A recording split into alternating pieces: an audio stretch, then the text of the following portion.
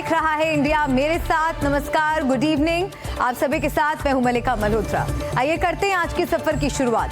प्रेमी के शव के पास बैठकर प्रेमिका ने हल्दी लगाई, मंगलसूत्र पहना और कुमकुम से भरी मांग। ये हैरान करने वाली कहानी महाराष्ट्र के नांदेड़ से आई थी।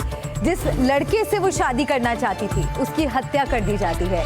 ये हत्या लड़की के पिता और भाई करते हैं। हत्या के बाद लड़की आंचल मृतक प्रेमी के घर गई और अंतिम संस्कार से पहले अपने माथे पर सिंदूर लगाया। आंचल अब ये मांग कर रही है कि उसके प्रेमी सक्षम के हत्यारों को कड़ी से कड़ी सजा दी जाए, भले ही वो उसके पिता और भाई हैं।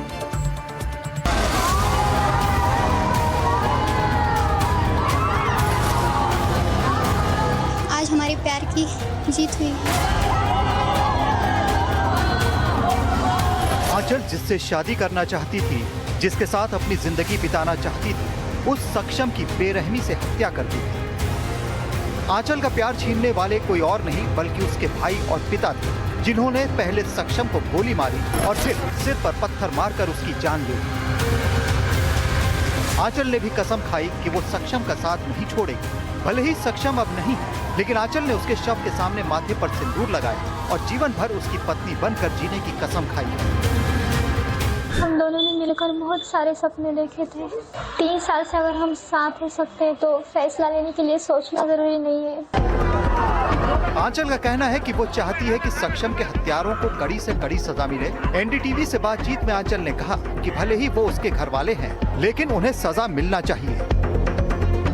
और उनका बोलना था कि मतलब मेरे पापा का और भाइयों का इतना बोलना था कि मतलब हम इतने बड़े गैंगस्टर हैं और उनको सक्षम को पता है कि हम कैसे लोग हैं क्या नहीं, फिर भी वो हमारी बेटी से बात कैसे कर सकता है, तो हम उसे मार डालेंगे। सजा तो इन्हें मिलनी ही चाहिए।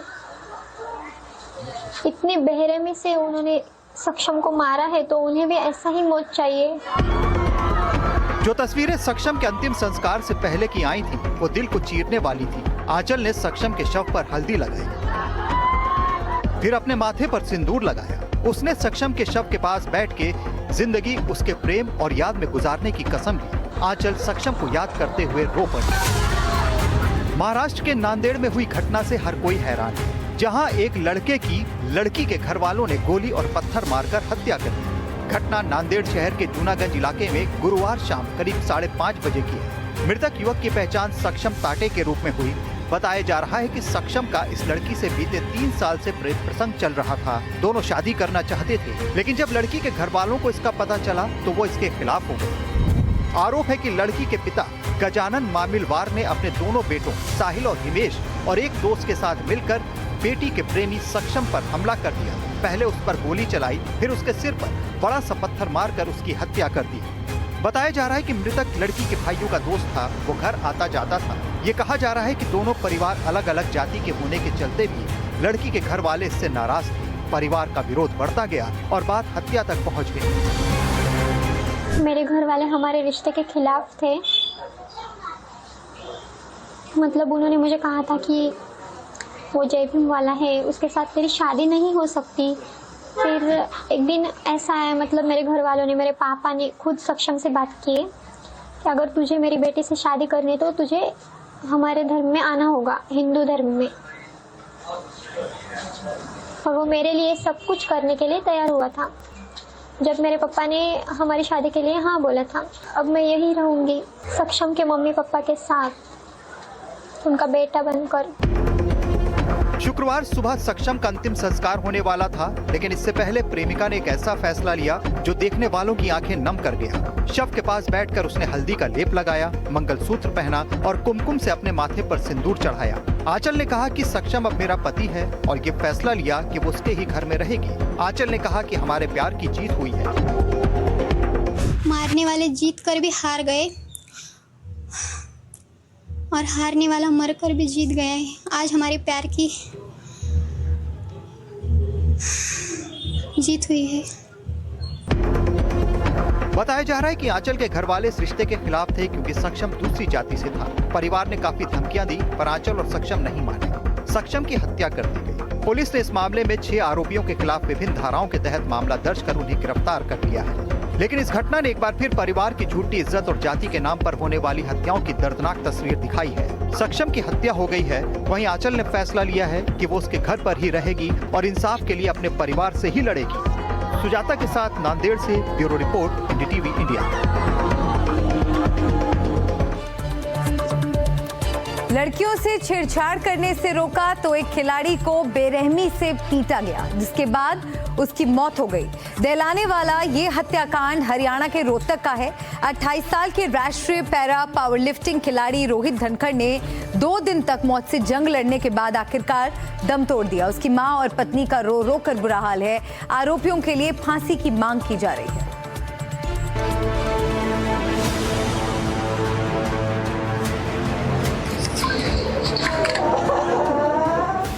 गालियां देने से रोका तो जानलेवा हमला, छेड़छाड़ से रोका तो ले ली जान।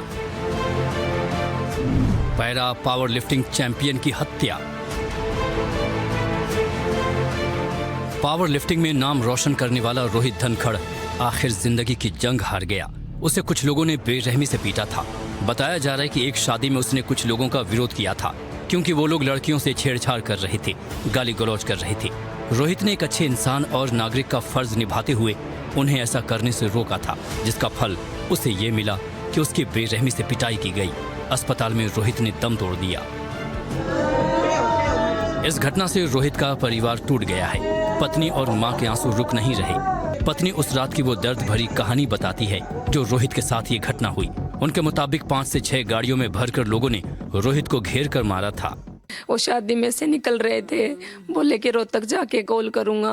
फिर मैंने 12:30 बजे कॉल की तो मेरे कॉल नहीं उठाई। मैंने 8-10 कॉल की लगातार। फिर उसके फ्रेंड ने उसकी फोन अटेंड किया, बोले वो तो उसका एक्सीडेंट हो गया और वो तो एडमिट है आईसीयू में। फिर मैंने बोला कि वो फ्रेंड कौन था? जतिन, उनके साथ रहते थे वो। क्या रोहित की पहले किसी से दुश्मनी? नहीं सर, किसी से दुश्मनी नहीं थी उनकी। वो तो बस नॉर्मली अपने फ्रेंड के साथ शादी में गए थे। जो विवाद छिड़ा वो किस बात को लेकर के छिड़ा? वो ये कि कुछ लोग बाराती आए हुए थे, वो लड़कियों को छेड़ रहे थे और रोहित ने बोला कि भाई क्यों दुखी कर रहे हो, तुम्हारे घर भी माँ बहन है। इस बात पे ही फिर वो वहाँ से निकल गई ये बात कह के। और फिर 5-6 गाड़ी आके उनको वहाँ फाटक बंद थी, वरना वो निकल जाते। फाटक बंद होने के कारण वो वहीं रुक गए और 5-6 गाड़ियों ने आके घेर लिया। लेकिन रोहित बाहर निकल गए गाड़ी में से। उनको इतना मारा जतिन को 1% भी चोट नहीं लगी। पता नहीं वो भाग गया, क्या हुआ क्या नहीं, लेकिन रोहित को बहुत ज्यादा मारा। माँ भी बदहवास है। इकलौता बेटा था, पिता का पहले ही निधन हो चुका है। इंसाफ चाहिए। मेरा तो बेटा था, मेरा तो एक ही बेटा था। मैंने सिलाई करके पाला अपना बेटा था, उनसे पहुंचाया। वो आपका इकलौता बेटा था, घर में और कोई कमाने वाला नहीं? रोहित के फादर भी नहीं है? उसका पापा भी नहीं। मैं कितनी से वो न रखूं कि तू चोरी कर रखूं। घर वाले रोहित के अपराधियों के लिए फांसी की मांग कर रहे हैं। रोहित एक पैरा एथलीट थे। अपनी हिम्मत और मेहनत से उन्होंने खेलों में अपनी जगह बनाई थी, लेकिन शादी समारोह में बदसलूकी का विरोध महंगा पड़ा।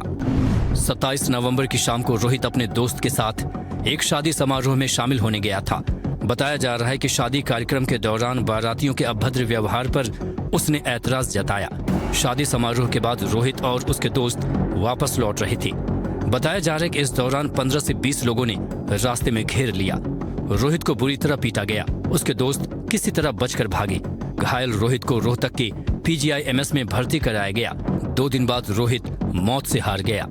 उस घटना के चश्मदीद रोहित के दोस्त उस पूरी वारदात के बारे में बताते हैं। मैं और रोहित शादी में गए थे, जो मेरी सिस्टर उसकी ननद की शादी थी, कन्यादान डलवाने के लिए। तो वहाँ पे वो घर के आगे तो गाली गलौज कर रहे थे, तो हमने बोला कि भाई आराम से बाण बेटी था रही है। वो बारात तिगड़ाना था, बारात आ रही थी। हाँ, तो वे बोले ठीक है ना बोलते। फिर वो एक जना उन बोला कि भाई बोल लांगे। तो मैं कहा पर होकर बोल लो। फिर वे जो मेरा जीजा दादा ने बोले भाई कोई ना अपने है, आपस में नू नहीं गया कर, ये भी अपने थम भी अपने। वह बात उड़ा होगी थी। तो फिर 1 घंटा के बाद हम जाने लगे तो उन्होंने आगे गाड़ी रुकवा ली। रुकवा के फिर उन्होंने बोले कि हाँ भाई बोल। फिर वो साइड रोहित वाली खिड़की खोल ली उन्होंने आकर कि ये थे कि फिर वे रोहित ने लात चलाई तो वे उन्होंने फिर पीछा किया। तो फिर आगे रेल की जो फाटक थी वह बंद थी तो उन्होंने एक गाड़ी आगे ला दी और 3 पीछे थी। तो फिर जिसे उतर कर ना चले तो रोहित तो उतर कर घूम का आया ना वो तो उन्हें पकड़ लिया। तो कितने आदमी थे वो? 20-25 आदमी थे। हथियार क्या था उनके पास? मारने के लिए क्या चीज थी उनके पास? मारने की ओकी थी, रोड थी। हाँ। तो मैं प्लान के तहत आए थे आप मानते हैं? इस मामले में पुलिस ने एफआईआर दर्ज कर ली है। भिवानी पुलिस ने तकदाना गांव से 6 आरोपियों को हिरासत में लिया है। हमले में इस्तेमाल की गई गाड़ी भी सीज कर ली गई है। 2 गाड़ियां मौके बताई, फिर 3-4 गाड़ियां और भी आई हैं। तो 2 गाड़ियों में तो थे आरोपी, एक गाड़ी तो हमने कब्जे में ले ली है आरोपियों ने, तो जिसे टक्कर लगी थी, और एक इनकी गाड़ी है 2 स्कॉर्पियो गाड़ी, वो दोनों गाड़ी कब्जे में ले ली है। रोहित 2 बार junior para national record holder थे। वो 7 बार सीनियर पैरा नेशनल चैंपियन थे। अंतर्राष्ट्रीय स्तर पर भारत का प्रतिनिधित्व किया था। 8 साल पहले पिता की मौत हो गई थी। फिलहाल जिम ट्रेनर था रोहित। नेशनल मेडलिस्ट था और मुख्यमंत्री मनोहर लाल खट्टर जी ने भी उनको 2016 में सम्मानित किया था। अभी इंटरनेशनल भी खेला था। उसके बाद अपना जिम खाना चलाता था, बच्चों को प्लेयर बनाता था, खुद भी मेहनत करता था, बच्चों की भी मेहनत कराता था। किसी प्रकार का इस बच्चे में न तो लड़ाई झगड़े का ऐब था, न ही किसी प्रकार के नशे का ऐब नहीं था। रोहित ने अपने गांव, अपने राज्य और देश का मान सम्मान बढ़ाया। उसने महिलाओं के सम्मान के लिए आवाज उठाई, छेड़छाड़ गालियों का विरोध किया तो उस पर ऐसा हमला किया गया कि उसकी मौत हो गई। Bureau report, NDTV India. और इस वक्त की एक बड़ी खबर आपको बता दें, कर्नाटक के मुख्यमंत्री पद को लेकर चल रही खींचतान पर सूत्रों के हवाले से बड़ी खबर मिल रही है। डीके शिव कुमार के सीएम बनने का क्या रास्ता अब साफ हो गया है। खरगे चाहते हैं 2023 के समझौते का पालन हो, समझौते का पालन नहीं तो विश्वसनीयता पर सवाल। बताया जा रहा है कि 2023 में 2.5 सीएम बनाने का समझौता हुआ था। 2.5 साल के लिए सीएम बनाने का समझौता हुआ था। तो कर्नाटक के घमासान पर एनडीटीवी के पास एक्सक्लूसिव जानकारी है। खरगे चाहते हैं कि 2023 के समझौते का पालन हो, समझौते का पालन नहीं होता है तो उससे विश्वसनीयता पर सवाल उठेंगे। बताया जा रहा है कि 2023 में 2.5 साल के लिए मुख्यमंत्री बनाने का समझौता हुआ था। तो कर्नाटक में जारी पॉलिटिकल क्राइसिस के बीच ये बड़ी खबर सामने आ रही है। कर्नाटक के मुख्यमंत्री पद को लेकर लगातार खींचतान चल रही है और सूत्र बड़ी जानकारी बता रहे हैं। डीके शिव कुमार के सीएम बनने का रास्ता साफ होता नजर आ रहा है। वसुधा मेरी सहयोगी हमारे साथ जुड़ गई है। सीधा मैं वसुधा का रुख करना चाहूंगी। वसुधा, क्या अपडेट है, क्या बड़ी खबर है इस पूरे मामले को लेकर? एनडीटीवी के पास क्या एक्सक्लूसिव जानकारी? मलिका, हमने देखा था कि सैटरडे को जो ब्रेकफास्ट मीटिंग हुआ था जो सिद्धरामैया ने होस्ट किया डीके शिव कुमार के लिए, उसमें उसके बाद उन्होंने एक प्रेस कॉन्फ्रेंस की थी जिसमें उन्होंने ये कहा था कि पार्टी के हित के लिए और कर्नाटका के लोगों के हित के लिए वो काम करेंगे और एकजुट होकर काम करेंगे। और उन्होंने ये भी कहा था कि हम दोनों के बीच में कोई ऐसा डिस्टेंस नहीं है। एंड ये भी कहा था कि अब जो चुनाव आएंगे उसके लिए वो दोनों साथ में काम करेंगे। डीके शिव कुमार ने लोकसभा इलेक्शंस की बात की थी। अंदर की जानकारी हमें जब पता चली तो ये पता चला कि डीके शिव कुमार को 2028 वाला कैंपेन लीड करने का एक जो ऑफर दिया गया था सिद्धरामैया की तरफ से, वो उनको जो है वो उससे सहमत नहीं थे, क्योंकि वो ऐसे गवर्नमेंट को लीड नहीं करना चाहते हैं जो गवर्नेंस से काफी एस्पेक्ट्स में फेल की गई हो। तो उन्होंने बहुत अपने तरफ से ये बात साफ कर दी थी कि ये अर्ली ट्रांजिशन होने की जरूरत है। अब हमें पता चल रहा है कि कल एक और ब्रेकफास्ट मीटिंग होगा, ये डीके शिव कुमार होस्ट करेंगे सिद्धरामैया के लिए, और ये भी इसी का एक फॉलो अप मीटिंग है जिसमें दोनों लीडर्स मिलकर बात करेंगे और गवर्नेंस को प्रायोरिटी देते हुए एक कलेक्टिव फेस प्रोजेक्ट करने की कोशिश की जाएगी। और ये भी पता चलने में आया है कि मल्लिकार्जुन खड़गे जो कांग्रेस प्रेसिडेंट है वो एक बहुत ही महत्वपूर्ण रोल इसमें प्ले कर रहे हैं। और उन्होंने जो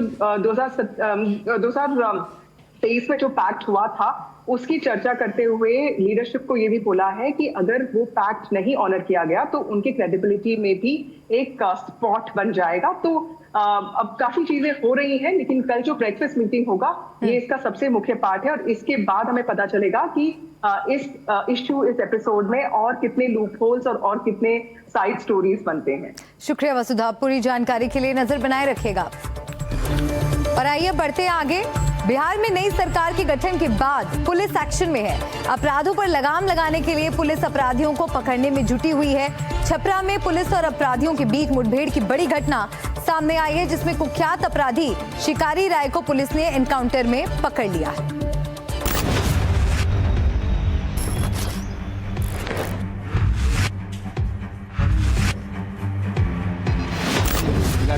बिहार के छपरा में पुलिस को एक बड़ी कामयाबी मिली है।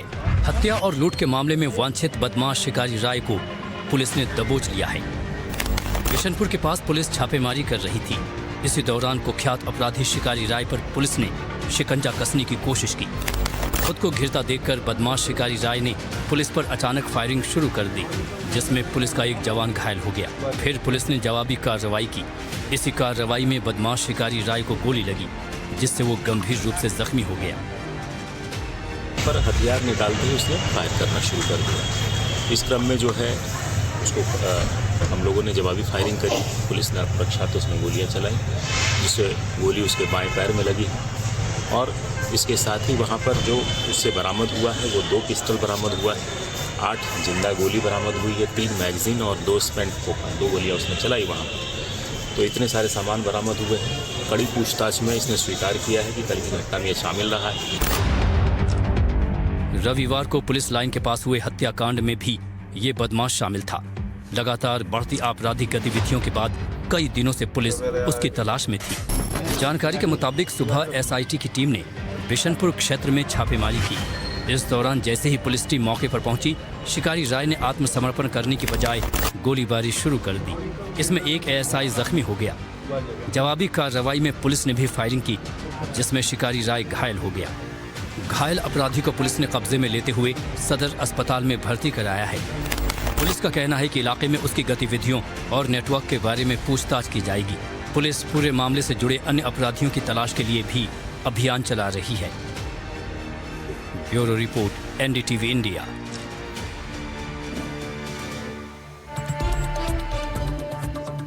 और इसी से जुड़ी एक बड़ी खबर आपको बता दें, गैंगस्टर शिकारी राय के एनकाउंटर पर सियासत गर्मा गई है। आरजेडी नेता आलोक मेहता ने सवाल उठाए हैं। सजा देने का अधिकार कोर्ट को है, आलोक मेहता का ये कहना है। गैंगस्टर शिकारी राय के एनकाउंटर पर अब सियासत भी गर्मा गई है और ये कहा गया है आलोक मेहता की तरफ से कि सजा देने का अधिकार कोर्ट को है। देखिए, ह्यूमन राइट्स के दायरे में कोई भी पुलिस एक्शन होता है तो वो एक्सेप्टेबल है, और उन चीज़ों का उल्लंघन करके और सिर्फ बदले की भावना से कोई कार्रवाई होती है तो मैं समझता हूँ कि वह बिल्कुल सिर्फ कंडेमेबल नहीं है, इलीगल भी है।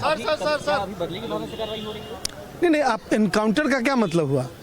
इनकाउंटर का ये मतलब हुआ ना कि आप किसी को छोड़ के उसको गोली मार रहे हैं। गोली मारने का अधिकार, सजा देने का अधिकार कोर्ट का है ना। लॉ एंड ऑर्डर कंट्रोल करने के लिए आप क्या कर रहे हैं? प्रिवेंटिव एक्शन आप क्या ले रहे हैं घटना को रोकने के लिए? यदि कार्रवाई हो रही है तो उस कार्रवाई का दायरा कानून के अंदर होना चाहिए। और एक और बड़ी खबर आपको बता दें, आरजेडी पर बिहार की कृषि मंत्री रामकृपाल यादव का पलटवार। कहा आरजेडी को सवाल उठाने का हक नहीं, आरजेडी ने बिहार को बर्बाद किया। जो हो रहा है उसको लेकर भी सवाल खड़े किए जा रहे हैं। सवाल खड़ा क्या करेगा? यही लोग तो गड़बड़ किया है। बिहार के हालात तो इन्होंने बर्बाद किया, बदनाम किया है। और बीजेपी नेता जनार्दन सिंह सिग्रीवाल का भी बयान आया है। अपराधियों पर कठोर कार्रवाई हो रही है, अपराधियों पर आगे भी कठोर कार्रवाई होगी, एनकाउंटर भी होगा, बुलडोजर भी चलेगा। हमारे साथ हैं बिहार से बीजेपी के सांसद हैं जनार्दन सिंह सिग्रीवाल। जिस तरह से बिहार में इनकाउंटर और बुलडोजर चल रहा है, क्या कहेंगे? विपक्ष कह रहा है कि अहंकार है आप लोगों का। यह अहंकार नहीं है, सही मायने में गलत और अपराधियों पर यह कठोर कार्रवाई है, और कठोर कार्रवाई हो रही और आगे भी होगी। अपराधी संभलें अपराध छोड़ें, बिहार के विकास में सहयोगी बने, अन्यथा उनके ऊपर जो वहाँ चल रहा है इनकाउंटर भी होगा और बुलडोजर भी चलेगा। यह सरकार की प्रतिबद्धता है। हमारे देश के प्रधानमंत्री जी ने, राज्य के मुख्यमंत्री ने कहा है कि बिहार को विकसित राज्य बनाना है और बिहार को विकसित राज्य बनाने में कहीं अवरोध होंगे तो उनके ऊपर निश्चित रूप से कार्रवाई होगी। 20 साल से तो वहाँ पर सरकार है, जीडीयू की जो सरकार है वहाँ पर, आप भी उसमें एक अच्छे खासे भागीदार रहे। उनका ये कहना है कि इनक्रोचमेंट हुआ तो पहले हुआ है ना, तो जो अधिकारी हैं जो उन पर होना चाहिए, जिससे एक ईगो वाले अहंकार वाली बात है, फर्जी इस तरह से सब कुछ हो रहा है, उनका ये कहना है। कोई फर्जी नहीं, फर्जी कहने वाले स्वयं फर्जीवाड़ा करने वाले लोग हैं, इसलिए वो फर्जी कहते हैं। कानून का काम उसका सही मायने में अपराधियों को दंड देना है और अपराधियों को दंड देने का काम कानून कर रहा है। बिहार सुशासन के नाम से जाना जाता है और उसमें सुशासन ही चलने वाला है। सुशासन चल रहा है और आगे भी चलेगा। और इस बीच एक बड़ी खबर आपको बताते हैं, पटना में आज फिर से बुलडोजर अभियान चल रहा है। पटना के सभी अंचल में नगर निगम की टीम और प्रशासन द्वारा अवैध अतिक्रमण पर बुलडोजर चलाया जा रहा है। विधानसभा से सटे मैंगल रोड में भी बुलडोजर एक्शन हो रहा है। सड़कों के किनारे अवैध रूप से बनी दुकानों पर बुलडोजर चल रहा है। प्रशासन का कहना है कि इन सभी को पहले से नोटिस दिया जा चुका है और जिन लोगों ने दुकान को नहीं हटाया उन सभी पर बुलडोजर चल रहा है। नई सरकार बनने के बाद पूरे बिहार में अतिक्रमण अभियान काफ़ी तेज़ी से चल रहा है और आज इसको लेकर पटना में भी नगर निगम और प्रशासन के द्वारा जो है वो इंक्रोचमेंट आपको देखने को मिलेगा। पटना डीएम ने कल ट्वीट करके ये जानकारी भी दी है कि शहर के अलग अलग हिस्सों में जो अतिक्रमण है, अवैध रूप से जो दुकानें बनाई गई है सड़कों के किनारे, उनको हटाया जाएगा और ये बुलडोजर एक्शन शुरू हो गया है। सामने आप देखेंगे मैंगल्स रोड है, ये सीधी जो रोड है ये विधानसभा जाती है और यहाँ पर अब प्रशासन जो है अतिक्रमण अभियान तेज़ी से चला रहा है और बुलडोजर एक्शन पूरे पटना में आपको और इसके साथ ही साथ पूरे बिहार में भी आपको देखने को मिलेंगे। जिस तरीके से जो अवैध निर्माण दुकानें बनाई गई है सड़कों के किनारे, वो अब अभियान काफ़ी तेज है। बुलडोजर एक्शन काफ़ी तेज़ी से पूरे शहर में हो रहा है। नगर निगम की टीम और साथ ही साथ पुलिस प्रशासन की टीम भी इस वक्त पटना की सड़कों पर है और ये बुलडोजर एक्शन काफ़ी तेज़ी से बिहार में आपको देखने को मिलेगा। जिस तरीके से नई सरकार बनी है, योगी मॉडल की बात बिहार में हो रही है और प्रशासन का जो बुलडोजर है वो अब जितने भी अवैध निर्माण दुकान हैं जो सड़कों के किनारे बनाए गए हैं पूरे पटना और पूरे बिहार में, वो काफ़ी तेज़ी से हो रहा है। यहाँ पर प्रशासन की टीम भी है, उनसे बात करने की कोशिश करेंगे। सर, किस तरीके से एक्शन अभियान चलाया जा रहा है, किन किन दुकानों को आइडेंटिफाई करके हटाया जा रहा है? भाई इसमें जो भी अतिक्रमण ड्राइव चल रहा है माननीय उच्च न्यायालय के आदेश के आलोक में ही चल रहा है। उसमें पहले से माइकिंग की हुई है, पहले भी ड्राइव चला है, फिर से जो अस्थायी है उसको हटाया जा रहा है। तो ऐसे में इनको सर पहले नोटिस वगैरह दिया गया? सभी को माइकिंग किया गया है, माइकिंग करके किया गया, नगर निगम के द्वारा पहले से भी किया हुआ है। और खबर बिहार के पूर्णिया से, जहां मजदूरी का पैसा मांगने पर एक युवक और उसके परिवार के साथ मारपीट की गई। यहां तक कि उन्हें डराने के लिए फायरिंग भी की गई। युवक और उसके परिवार ने 6 दिन मजदूरी करके यहां पर धान काटा था, जिसके 2400 रुपए बनते थे। इन पैसों को मांगने को लेकर ही पूरा विवाद शुरू हो गया। खुलेआम फायरिंग, महिलाओं को गालियां देता शख्स, अपने पैसे मांगे तो चला दी गोली। ये तस्वीरें बिहार के पूर्णिया की हैं। बताया जा रहा है कि वीडियो में गोलियां चला रहा शख्स एक परिवार को धमकाने गया था। इस शख्स का नाम चंदन महतो है। पीड़ित परिवार ने इस शख्स के खेतों में 6-6 दिन मजदूरी कर धान काटा था। इस मजदूरी के कुल 2400 रुपए बनते थे। जब पीड़ित परिवार ने चंदन महतो से पैसे मांगे तो उसने मना कर दिया और उसके बाद उस परिवार को डराने के लिए उनके घर के बाहर इस तरह फायरिंग की, गाली गलौज की। ये घटना 21 नवंबर की बताई जा रही है और ये वीडियो इस समय सोशल मीडिया पर वायरल हो रहा है। इस वीडियो के सामने आने के बाद इलाके की कानून व्यवस्था पर गंभीर सवाल खड़े हो रहे हैं। वायरल वीडियो में एक युवक कमर से पिस्तौल निकालकर खुलेआम फायरिंग करता हुआ दिखाई दे रहा है, जबकि उसके साथ खड़ा दूसरा शख्स लोहे की रॉड थामे नजर आ रहा है। सोशल मीडिया यूजर्स इस घटना को लेकर प्रशासन की कार्यप्रणाली पर सवाल उठा रहे हैं। पीड़ित संजीत कुमार और उनके भाई मंजीत कुमार इस फायरिंग में बाल बाल बच गए। पीड़ित पक्ष ने हमलावरों पर महिलाओं के साथ अश्लील हरकतें करने का भी गंभीर आरोप लगाया है। उनका आरोप है कि मारपीट में बीच बचाव करने पहुंची संजीत की पत्नी और मंजीत की भाभी को भी बुरी तरह से पीटा गया। उनके साथ अश्लील हरकत की गई और एक महिला के कान से सोने की बाली भी छीन ली गई। फिलहाल इस मामले में FIR दर्ज कर ली गई और पुलिस इस मामले में आगे की कार्रवाई कर रही है। Bureau report, NDTV India.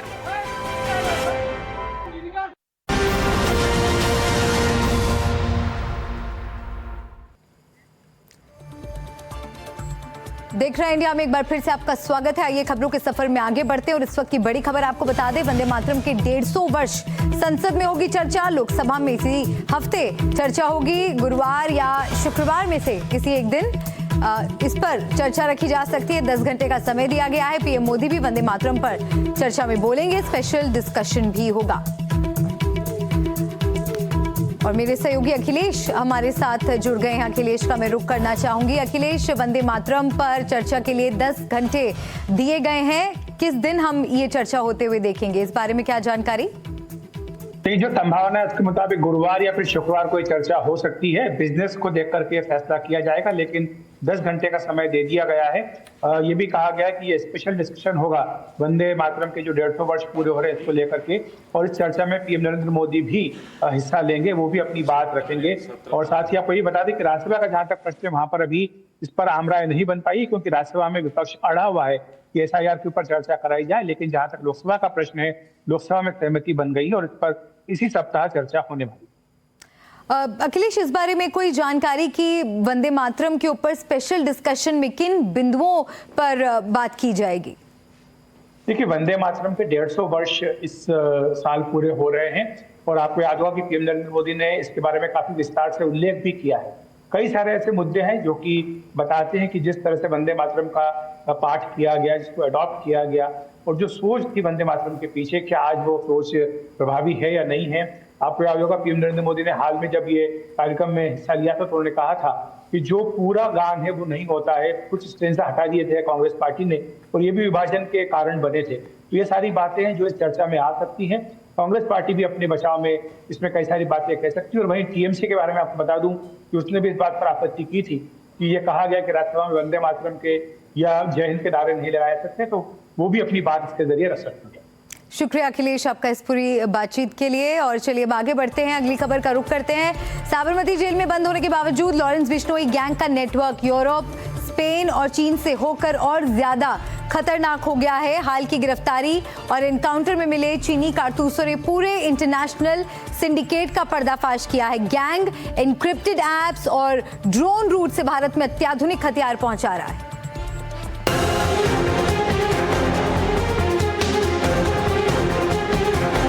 International बना Lawrence Bishnoi gang. Europe, Spain में एक्टिव लॉरेंस के गैंगस्टर हथियार के लिए लॉरेंस गैंग को चीन से फंडिंग। जेल में बंद लॉरेंस बिश्नोई की दहशत।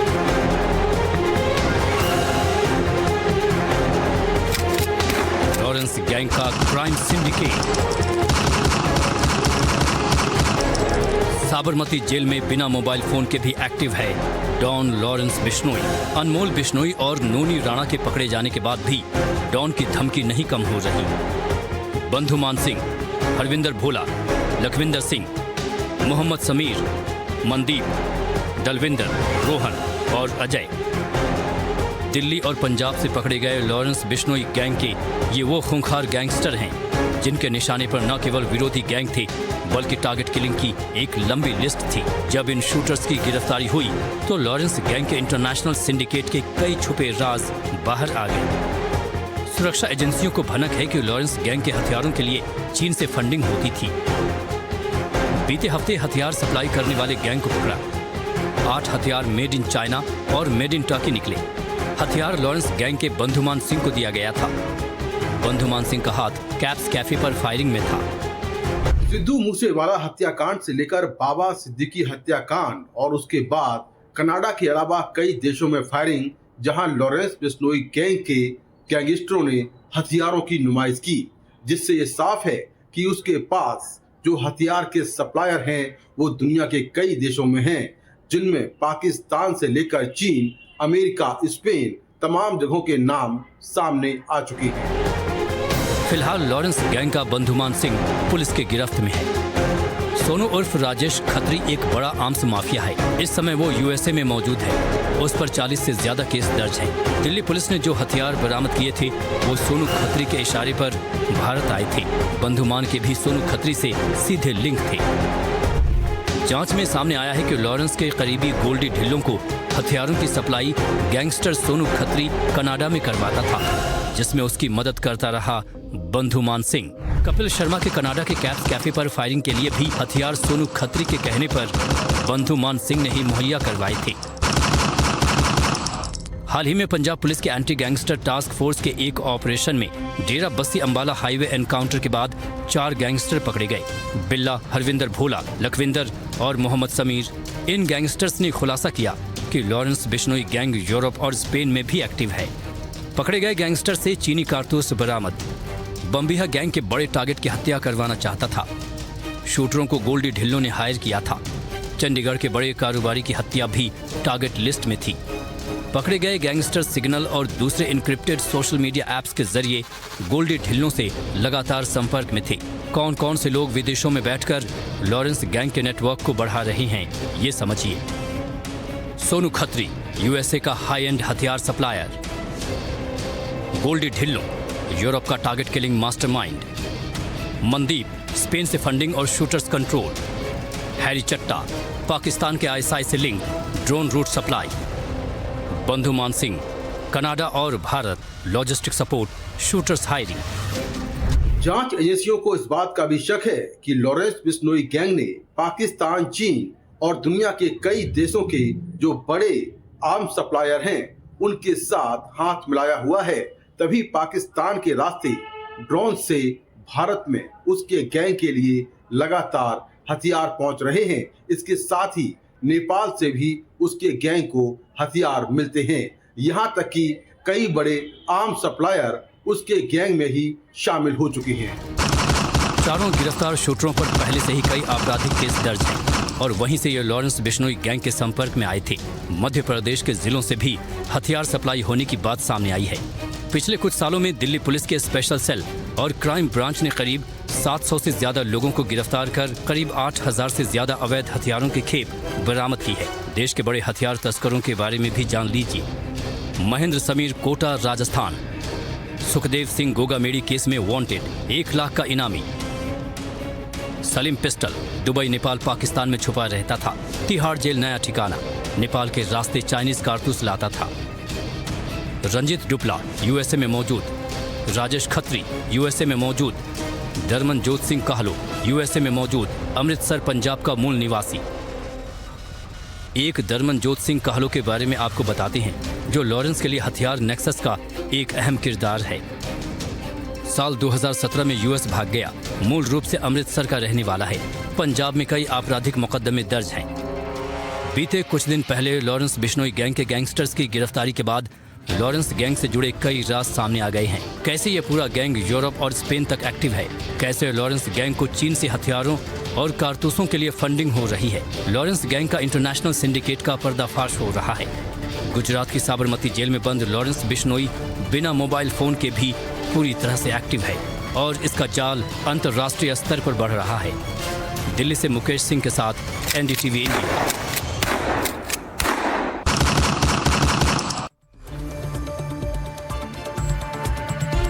दिल्ली धमाके की जांच के सिलसिले में लखनऊ से लेकर कश्मीर तक बड़े पैमाने पर एनआईए छापेमारी कर रही है। जहां एक तरफ कश्मीर के उन इलाकों में एनआईए पहुंची जहां दिल्ली धमाके के 3 मुख्य आरोपियों के घर हैं, तो वहीं दूसरी तरफ लखनऊ में डॉक्टर शाहीन के घर भी एनआईए ने छापेमारी की और शाहीन के परिवार से पूछताछ की। दिल्ली धमाके में एनआईए की छापेमारी।